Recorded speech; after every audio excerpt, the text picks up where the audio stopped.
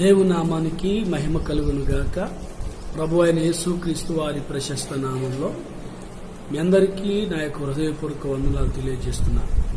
Grace temple Suryapet founder and president ఆ పేరు Samuel Kiran.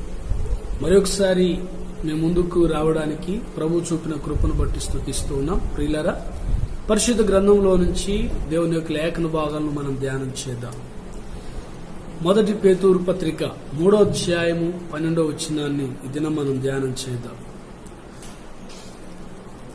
ప్రభు కన్నులు నీతిమంతుల మీదను ఆయన చెవులు వారి ప్రార్థనల వైపును ఉన్నవి గాని ప్రభు ముఖము కీడు చేయవారికి విరోధముగా ఉన్నది.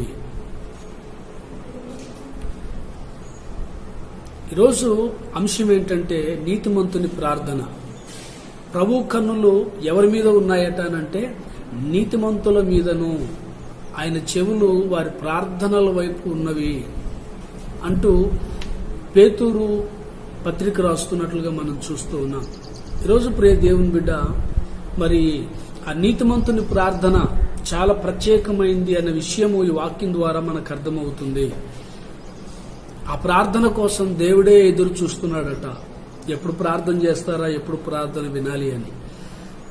అట్లా ప్రార్థించే నీతిమంతులు ఎవరు? మరి నీతిమంతుల గురించి పరిశుద్ధ గ్రంథం ఏం చెప్తుంది బైబిల్లో? ముందుగా దీని గురించి మనం ధ్యానం చేద్దాం. రోమిలోకి రాసిన పత్రిక 3వ అధ్యాయము 11, 12 వచనాలు మనం గమనిస్తే, నీతిమంతుడు లేడు, ఒక్కడును లేడు, గ్రహించువాడు ఎవడను లేడు. అసలు నీతిమంతుడే లేడని పరిశుద్ధ గ్రంథం సెలవిస్తూ ఉంటే, మరలా నీతిమంతుని ప్రార్థన దేవుడు ఆలకిస్తాడని పరిశుద్ధ గ్రంథం చెబుతుంది. నీతిమంతుడే లేనప్పుడు నీతిమంతుడు ఎలా ప్రార్థించగలడు? ప్రశ్న. ఎప్పుడైనా దీన్ని మీరు గమనించారా?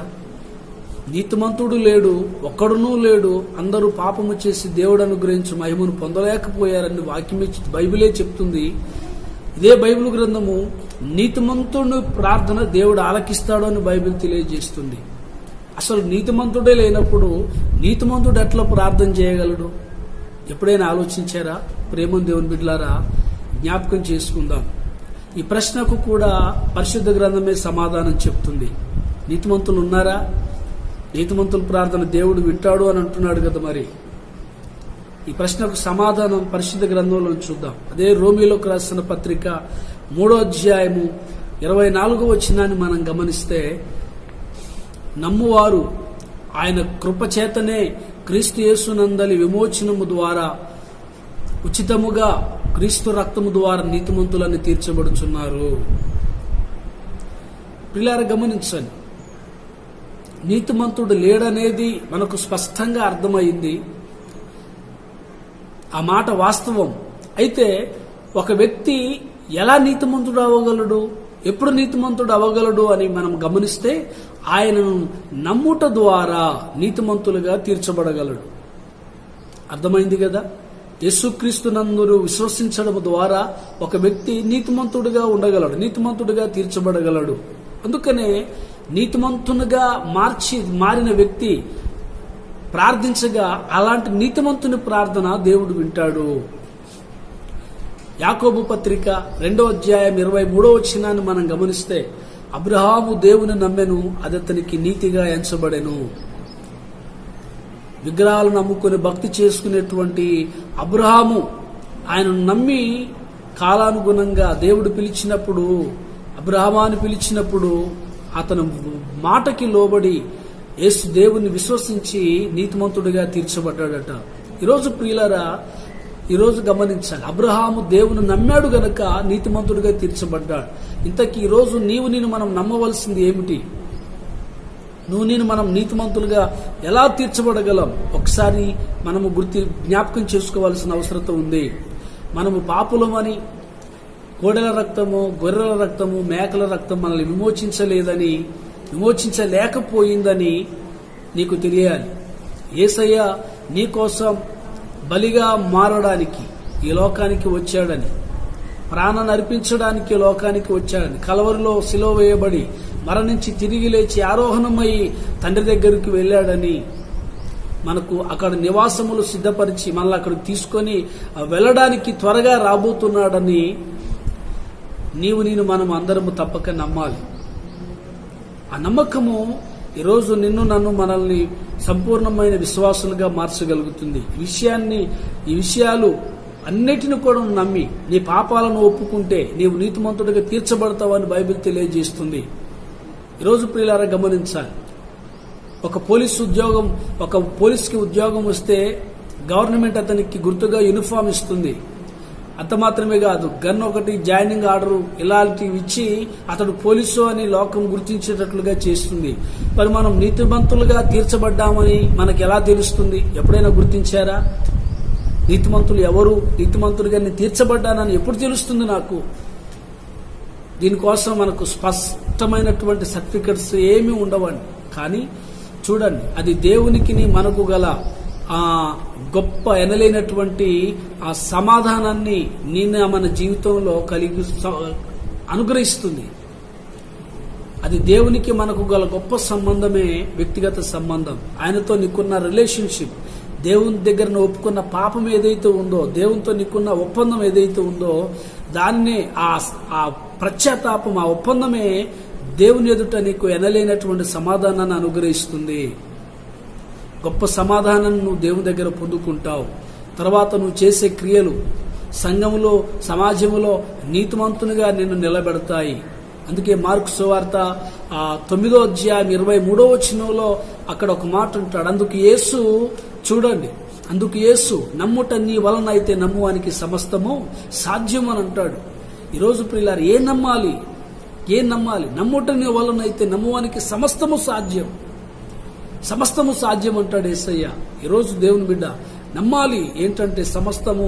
చూడండి, నీతిమంతులుగా నా కొరకు ఆయన మరణించాడు, నా కోసం ఈ లోకానికి వచ్చాడు, నా కొరకే కలవరి శిలువలో మరణించాడు, నా కోసమే తనకున్న ఆఖరి రక్తపు బొట్టు వరకు తన రక్తాన్ని నా కొరకు కార్చాడని నమ్మాలి. అప్పుడు తద్వారా నువ్వు నీతిమంతులుగా తీర్చబడదాం. ప్రార్థిద్దాం, ప్రతిఫలాన్ని ఈరోజు అనుభవిద్దాం, యేసు కొరకు జీవిద్దాం, యేసుని మహిమపరుద్దాం నీ జీవితం అంతటిలో కూడా. చూడండి, ఈ లోకానికి యేసే మార్గం, యేసే మోక్షం, ఈ లోకములో యేసే రక్షణ, యేసే నిరీక్షణ. ఈ లోకములో చూడండి, యేసే నిన్ను గమ్యానికి చేర్చేది, నిత్యరాజ్యానికి చేర్చేది. నమ్మిన నీవు, అనేకులను ఈ రోజు విశ్వసించిన నీవు ఇతరులకు తెలియచేసి క్రీస్తు యొద్దకు అనేకులు నడిపించడానికి మార్గదర్శులుగా నేను మనము ముందుకు ఆయనకు సాక్షులుగా నిలవలసినటువంటి అవసరత ఎంతైనా ఉంది. మరి బైబిల్లో ఇంకొక మాట ఉంది, ప్రభు కన్నులు నీతిమంతుల మీదను ఆయన చెవులు వారి ప్రార్థనల వైపు ఉన్నవి అంటాడు. అక్కడ బైబిల్లో మనం గమనిస్తే నీతిమంతుని చూడండి, ఈ వచనంలో మనం గమనిస్తే అతని చెవులు వారి ప్రార్థనల వైపు ఉన్నవి. నీతిమంతుని యొక్క ప్రార్థన కొరకు దేవుడు ఎంతో ఎదురు చూస్తూ ఉన్నాడట.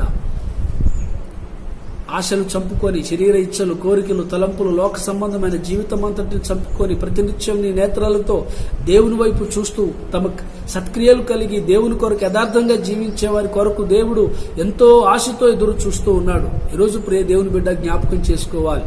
తర్వాత బైబిల్లో మనం చూస్తున్నాం, సామెతల గ్రంథం 21వ అధ్యాయం 26వ వచనంలో చూడండి, దినమెల్లా ఆశలు పుట్టుచుండును, ఇది కావాలి, అది కావాలి, ఇది సంపాదించాలి, అది సంపాదించాలి, ఇలా ఉండాలి, అలా ఉండాలని ఎన్నో దినమెల్లా ఆశలు పుడుతూ ఉంటాయి. అయితే నీతిమంతుడైతే చూడండి, వెనుదీయకి ఇచ్చుచుండును అనే మాట అక్కడ మనం చూస్తున్నాం. ఏమి ఇవ్వాలి దేవునికి అనంటే, ముందుగా నీ మనసు ఇవ్వాలి, నీ హృదయాన్ని దేవునికి ఇవ్వాలి, నీ కుటుంబాన్ని దేవునికి ఇవ్వాలి.